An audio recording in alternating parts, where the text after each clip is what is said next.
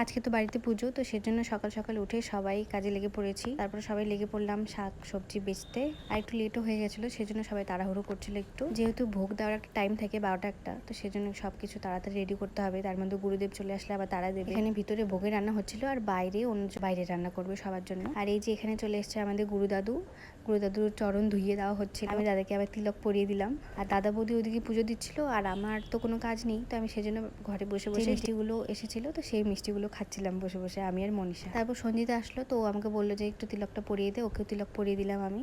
তারপর সবাই কীর্তন করলাম এখানে দাঁড়িয়ে দাঁড়িয়ে। তারপরে কীর্তন শেষ হলো, দধিমঙ্গল হলো, তারপর সবাইকে প্রসাদ দিয়ে দেওয়া হলো, অন্নপ্রসাদ করা হয়েছিল। আমাদের মোট 22 থেকে 23টা পদ রান্না করা হয়েছিল, তো সেগুলো সব তোলার কথা আমার মনেই ছিল। আর এই যে আমার শাশুড়িমাকে আসার কথা বলা হয়েছিল দুপুর দিকে, আর আসলো এখন বিকেল দিকে, সব শেষ হওয়ার পর, মানে পুজোর কথা বললাম। তারপরে গল্প টল্প করে আমরাও খেতে বসে পড়লাম।